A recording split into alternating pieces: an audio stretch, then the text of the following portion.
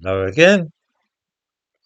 When one sees a portrait of a black man wearing a smart uniform beneath the headline, Fire Chief Took His Own Life After Harassment Inquest, one naturally assumes that the two events, that is to say the suicide and the alleged harassment, were connected as cause and effect, and that a black fire chief has been driven to killing himself by being harassed. I don't think there can be any doubt about this interpretation of the words, and putting the word inquest is intended to emphasise that this is in some way an official and legally sanctioned view. I give a link to this piece from the BBC website in the description to this video. You can always rely upon the BBC to twist a news story involving a black person in such a way that he becomes the victim.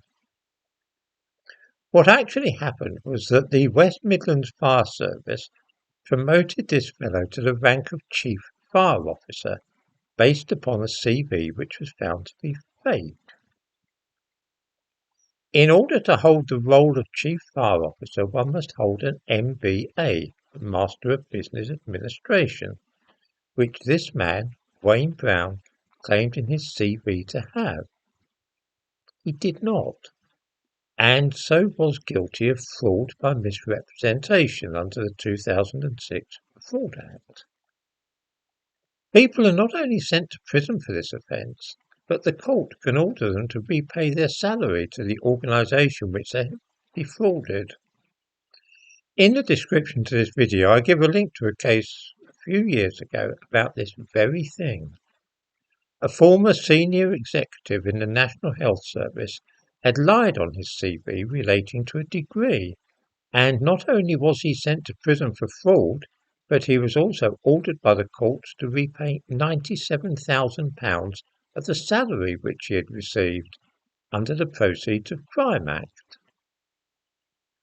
So the reality of the BBC article is that a man killed himself not because he was being harassed, but rather because he had confessed to committing an offence under the 2006 Fraud Act, and consequently faced the prospect of losing his job, being sent to prison, and also being financially ruined.